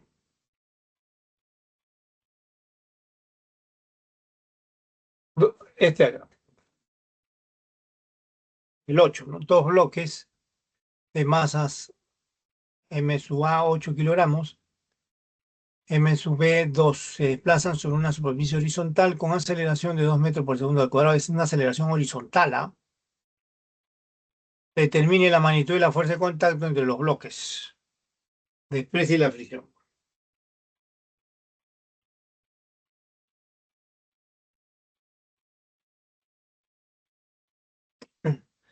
Entonces aquí hay que analizar primero la fuerza, ¿no? La aceleración, vuelvo a repetir, es horizontal y es dato, ¿ah? Una fuerza, bueno, ya está, una fuerza externa es la que actúa, que ejerce la persona. Si consideramos al sistema de dos bloques como un solo cuerpo, Sobre él actúan fuerzas externas. Una es el peso del bloque A, la normal sobre el bloque A del piso, el peso del bloque B, la normal del piso sobre el bloque B. La fuerza de contacto, que es lo que le piden, de bloque A sobre el cuerpo, sobre el bloque B, y a su vez la del bloque B sobre el bloque A. Una es la acción, la otra es la reacción, ¿ya? Son de igual magnitud y dirección contraria. Entonces, R mayúscula es la incógnita, ¿no? Cualquiera de ellas. Bien, como la aceleración es horizontal, ya le dan de dato, las fuerzas verticales como el peso y las normales no producen aceleración vertical, se anulan, ¿no? Así que la fuerza neta se anulan también por si acaso las fuerzas internas, ¿ah? O sea, la fuerza de contacto también se anula, ya que son vectores opuestos. Así que la fuerza neta sobre el sistema de bloques va a ser F nada más. Y se puede determinar, ¿no? Por la segunda ley de Newton. Fuerza resultante sobre el sistema, que es F, es la suma de las masas. En este caso son dos nada más, ¿no? M sub A, M sub B. Y de la segunda ley de Newton se escribe fuerza resultante F, masa total del sistema por la aceleración. Se reemplazan las masas, 8 más 2. 12 de la aceleración sale 20, ¿no? Ahora, determinemos sobre el bloque B, ¿no? La fuerza neta, que en realidad va a ser la fuerza de contacto, R, ¿no? Puedo elegir el bloque A o el bloque B como quiera, ¿ah? Voy a elegir el bloque B porque es más fácil en el bloque B determinar la fuerza R. Este es el bloque B, esta es la fuerza sobre el bloque B, que va a ser la fuerza resultante, ¿no? No hay otra sobre el bloque B. Y es lo que produce esta aceleración A, ¿no? Que es dato, 2 metros por segundo al cuadrado, ¿no? Y para el sistema de dos bloques también, ¿no? La aceleración es la misma. En la segunda ley de Newton, entonces, como la fuerza R horizontal nada más es la fuerza de contacto en el bloque B y la aceleración es horizontal, por la segunda ley R es igual a la masa del bloque B por la aceleración, ¿no? La masa del bloque B es dato, es 2 kilogramos, y la aceleración también, miren arriba, es dato, ¿no? 2, o sea, 4 newton es la fuerza de contacto R del bloque A sobre el bloque B. Del bloque B sobre el bloque A también tiene la misma magnitud, pero dirección opuesta, ¿no? Va a salir igual, ¿no? Si analizan el bloque A, ¿no? La fuerza de contacto va a salir igual, pueden comprobarlo. Esa es la respuesta.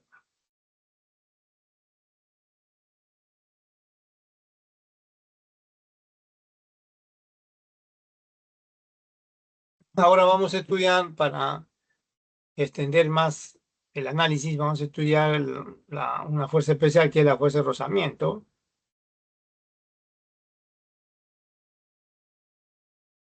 o fricción en superficies sólidas, ¿no? Pues una fuerza que se opone al movimiento o al intento de movimiento, ¿ya? De un cuerpo respecto a otro, o sea, el movimiento relativo, ¿no? Cuando están en contacto, ya, ¿cómo actúa? Actúa tangencialmente en cada una de las superficies de contacto. Por ejemplo, cuando uno se frota las manos o se lava las manos, sobre cada palma actúa una fuerza de rozamiento. Igual una fuerza normal también debe actuar sobre cada palma. Sobre cada superficie actúan siempre dos fuerzas de rozamiento en sentido contrario, una en un sentido y la otra en sentido contrario sobre cada superficie, y también dos normales en sentido contrario, ¿no? Existe una relación aproximada entre la magnitud de la fuerza de rozamiento y la magnitud de la normal, ¿no? Podemos llamar ley de la fricción. Esa relación aproximada se puede decir que es una ley, también si gustan, dice la magnitud de la fricción en una superficie sólida es directamente proporcional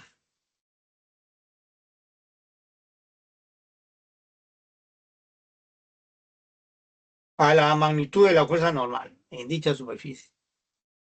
Y eso se escribe matemáticamente así.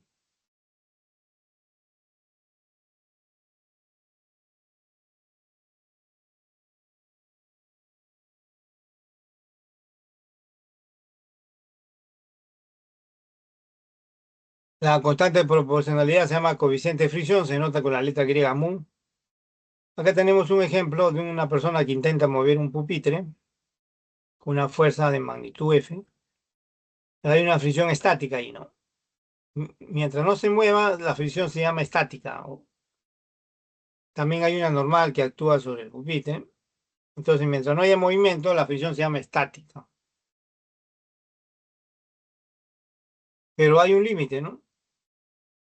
El límite es cuando la fuerza F que ejerce la persona se incrementa, se incrementará también la fricción, oponiéndose al intento de movimiento, pero hasta va a llegar a un máximo valor, ¿no?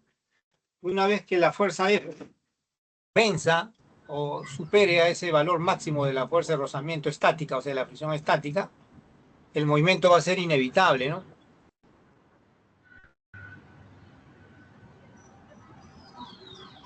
Y el bloque se despegue de la superficie. Entonces, en ese instante, la fuerza externa que actúa llega a ser igual a la fuerza de rozamiento estática, ¿no? Al máximo valor de la fricción estática. Después de ello ya disminuye la magnitud de la fricción, se llama cinética, ¿no? El cuerpo se mueve por la acción de la misma, de otra fuerza puede ser. Se llama fricción cinética, ya es de menor valor, ¿no?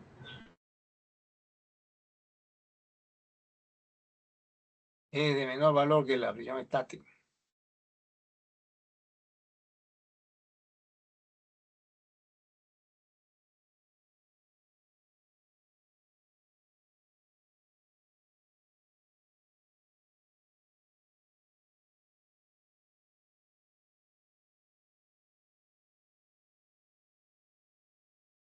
Observaciones.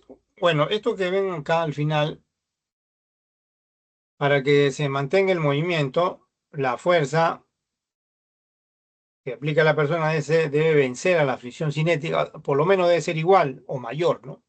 Si es igual es MRU, pues, ¿no? Ya que va a haber equilibrio de traslación, ¿no? O mejor dicho, un movimiento rectilíneo uniforme, ¿no? Si es mayor, va a existir aceleración, ¿no? Observaciones, miren, en general cuando se intenta mover un cuerpo, la fricción estática no cumple la igualdad, es menor o igual, ¿no? Cumple la igualdad, o sea, la fricción estática llega a su máxima magnitud cuando se cumple la igualdad. Y en ese caso se llama fricción estática máxima.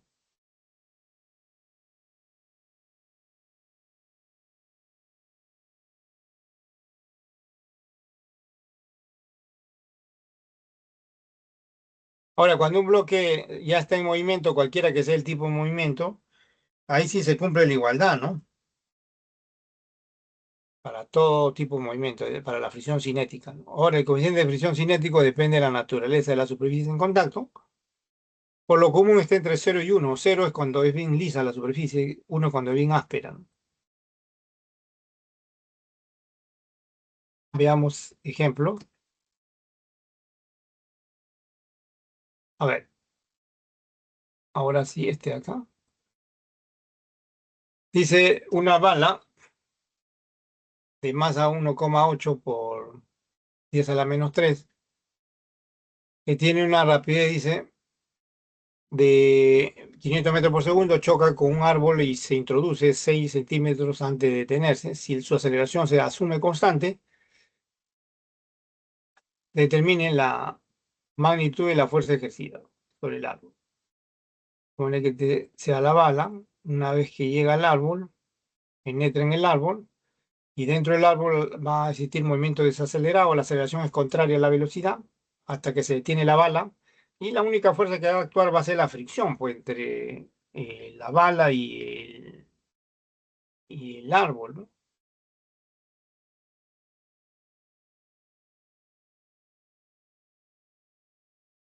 Ustedes le están pidiendo la magnitud de la fuerza ejercida por el árbol sobre la bala. Esa flecha de celeste ahí indica la fuerza de rozamiento estática, que diga cinética sobre la bala. Desde que esta impacta desde que esta llega al árbol. Ya, del MRV, si está asumiendo una aceleración constante, MRV es la ecuación auxiliar, velocidad final al cuadrado, es igual a la velocidad inicial al cuadrado, más 2 veces A por D, ¿no? De acá se despeja la aceleración y se evalúa, ¿no?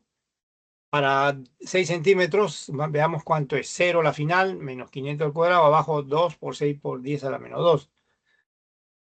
Entonces va a quedar 25 arriba, va a quedar 12 abajo por 10 a la 6, ¿no? Metros por segundo al cuadrado. Con ese dato de la aceleración ya podemos determinar la magnitud de la fuerza ejercida por el árbol sobre la bala, ¿no? De la segunda ley de Newton, miren, la fuerza resultante es la fuerza de rozamiento, no hay otra, ¿no? Es masa por aceleración, la fuerza de rozamiento es 1,8, es igual a la masa que es 1,8 por 10 a la menos 3, la aceleración menos 25 sobre 12 por 10 a la 6, sale menos 3.750 newton.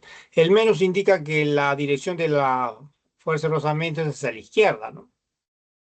Así que como le piden la magnitud, toman el valor absoluto nada más de menos 3.750 y le va a salir 3.750 newton, valor absoluto.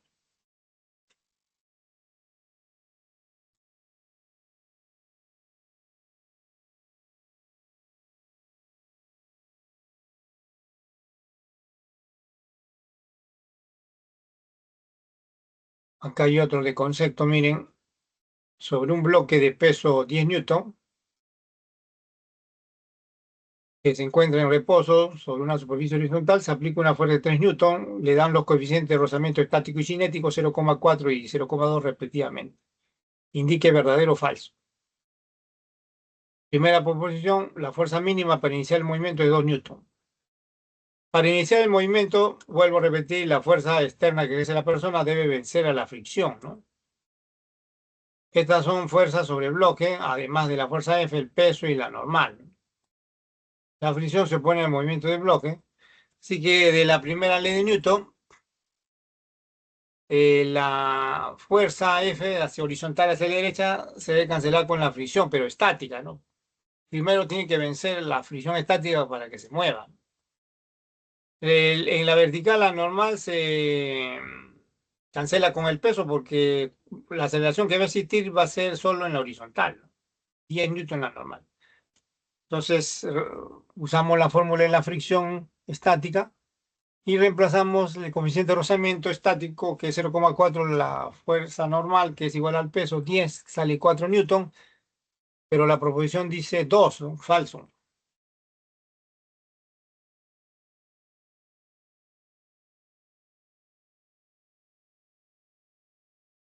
Si no se aplica ninguna fuerza, no hay fuerza de rozamiento. Bueno, esto es elemental, porque la suma de esas fuerzas horizontales, las verticales también, por supuesto, fuerza F y la fricción estática es nula, ¿no?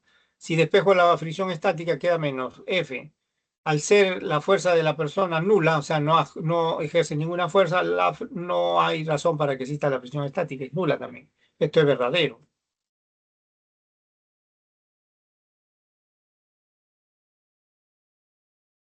La tercera dice, para mantener el bloque en movimiento se debe cumplir que la fuerza de la persona es mayor o igual que 4.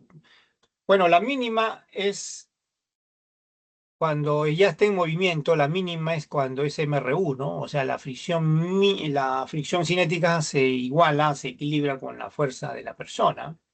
Se reemplaza ahí, entonces, si es la mínima, para que se mueva, como mínimo la fuerza debe ser coeficiente cinético por normal, bueno, o sea, 0,2 por 10, 2 newton, para que la fuerza mínima para que se mantenga en movimiento, pero también puede ser un valor mayor que 2, ¿no?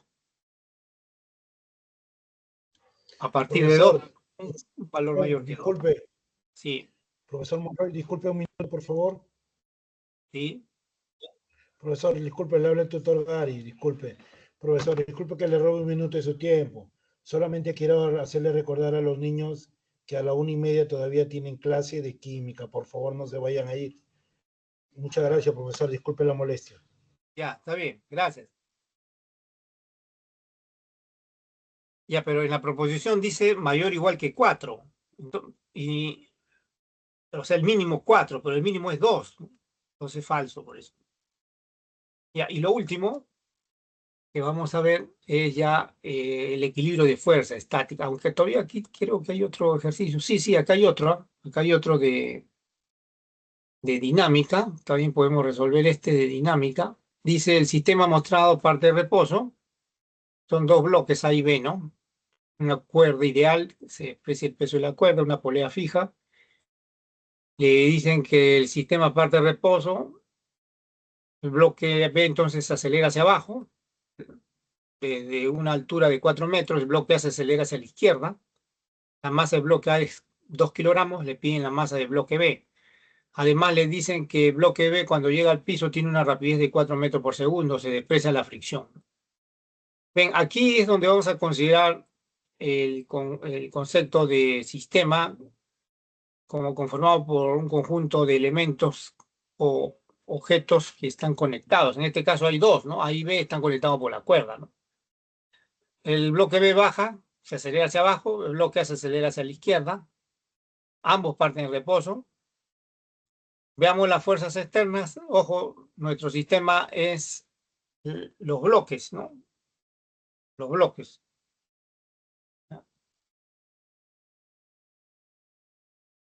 Los bloques son nuestros sistema. Y la cuerda, por supuesto, junto con la cuerda. Este es el peso del bloque A, esta es la normal sobre el bloque A, este es el peso del bloque B. Ahora, en cada punto de la cuerda, cada bloque jala al otro bloque con una fuerza de igual magnitud y dirección opuesta. Por ejemplo, en este punto que está ahí, esta tensión T es la fuerza que ejerce el bloque A sobre el bloque B en ese punto de la cuerda. Y esta tensión T es la fuerza que ejerce el bloque B sobre el bloque A en ese otro punto, en ese punto mismo de la cuerda. Una es la acción, la otra es la reacción. Eso ocurre en cualquier punto, como pueden ver ahí. El MRV podemos determinar primero la aceleración, ya que le dan la velocidad inicial, parte de reposo, y la final es 4 para el bloque B, ¿no? La altura, el desplazamiento del bloque B es h, ¿no? O sea, 4 metros. Ahí ya se han reemplazado los valores, de ahí va a salir fácil, ¿ah? Sale 2 metros por segundo al cuadrado. Ahora sí, para el sistema conformado por el bloque A, el bloque B y la cuerda, vamos a determinar la masa del bloque B, o el peso del bloque B. Primero la masa, ¿ya?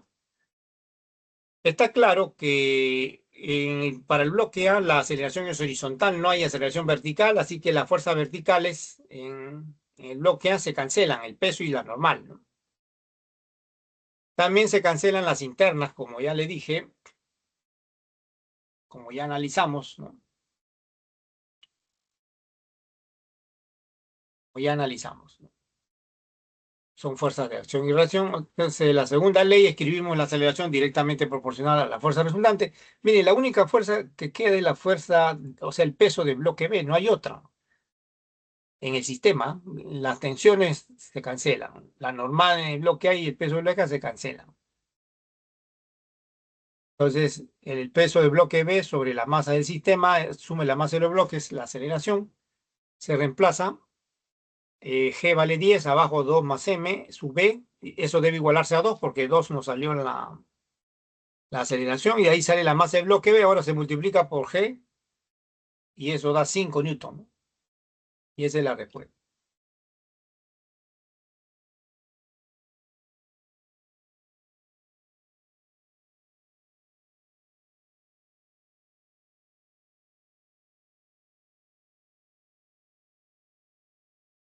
En estática se estudian las fuerzas, el equilibrio de fuerzas concurrentes en estática y el equilibrio de fuerzas paralelas, ¿no? Tres o más fuerzas son concurrentes y sus líneas de acción se interceptan en un punto. Por ejemplo, en esta mesa de fuerzas, donde hay tres cuerdas, actúan tres fuerzas concurrentes, ¿no? Su línea de acción se intercepta en el centro de la mesa. Y aquí se cumple que la primera ley de Newton dice que la suma de las tres debe ser nula, ¿no? La suma de las tres. Y este problema se puede resolver por el método geométrico, pueden construir un triángulo, o por el método analítico, ¿no? También el método del paralelogramo, miren. Ahí están las tres fuerzas. La resultante de dos de ellas, por ejemplo, de la segunda y la tercera, se debe cancelar con la primera, ¿no? Y también se puede aplicar el método analítico, el método de la descomposición rectangular. ¿Se acuerdan? Se colocan las fuerzas, las flechas en un sistema de coordenadas X y se descomponen. Se suman los componentes y es igual a cero, ¿no? A lo largo del eje X y a lo largo del eje Y. Para estudiar el equilibrio de fuerzas paralelas debe entenderse el concepto de torque. Mire, una fuerza también no solo produce traslación, también puede producir rotación. Por ejemplo, cuando ustedes en su casa tienen una puerta con bisagra, aplican una fuerza, la puerta gira, ¿no? Gira porque actúa una fuerza, ¿no? a cierta distancia de las bisagras por donde pasa imaginariamente una línea llamada eje de giro, ¿no? Entonces, para que un cuerpo gire tiene que tener un brazo de palanca, ¿no? R se llama brazo de palanca. Lo mismo ocurre para cualquier otro ejemplo donde gira un cuerpo, por ejemplo, una llave hace girar una tuerca. Para que la haga girar tiene que tener un brazo, tiene que haber una distancia representada por ese vector, se llama brazo de palanca, y con eso gira el cuerpo. Con esto entonces se puede estudiar el concepto de torque. Volviendo a la puerta, la fuerza puede actuar en cualquier punto de la puerta, ¿no? ¿Eh? Siempre hay un punto de giro respecto al cual puede girar el cuerpo, o sea, la puerta, pero para que gire tiene que haber un brazo. Ese brazo está dado por ese vector que ven ahí, ¿no? La fuerza puede tener cualquier dirección, pero la definición de torque dice que hay que multiplicar la fuerza perpendicular por el brazo.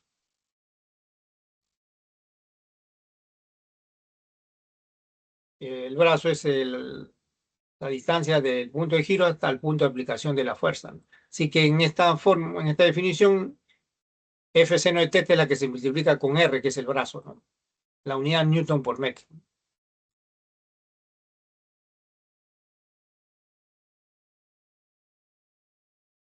Ahora, si no hay brazo, si la fuerza actúa en el propio punto de giro, no hay torque. Ahora, el torque también puede ser máximo cuando la fuerza sea perpendicular al brazo.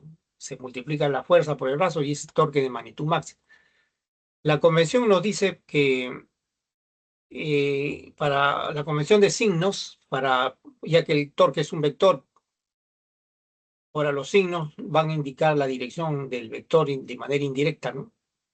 Se usan signos para el torque para indicar de manera indirecta la dirección, ¿no? Por ejemplo, si un cuerpo gira en sentido horario, el torque se describe con signo positivo.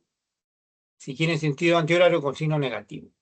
Y con esto vemos la conclusión ya, que son las condiciones de equilibrio.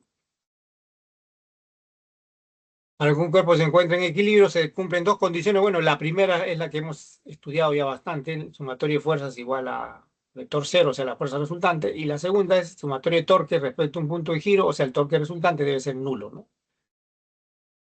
Y el último ejercicio es precisamente de torque, es bien simple, ¿ah?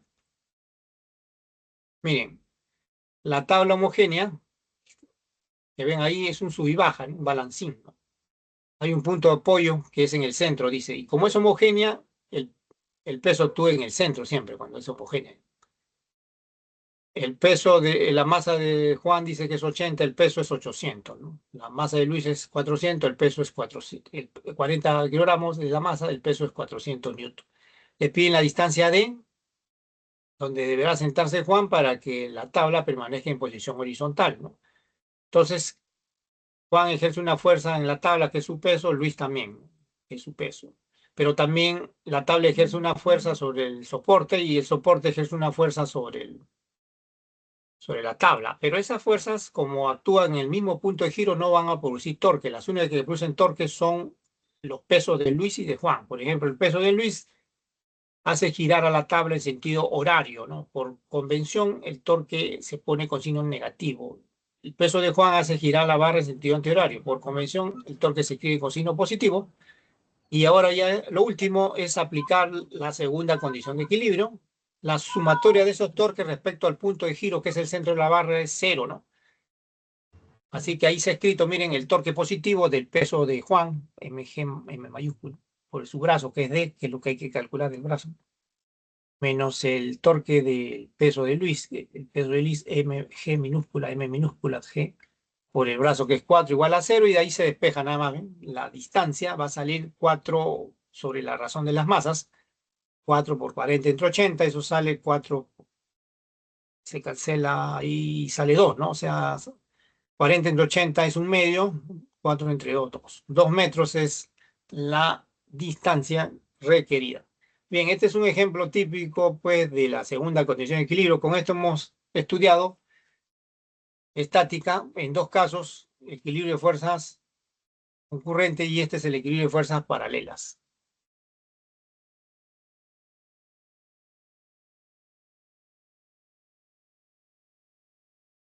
Gracias por su atención. Será hasta la próxima.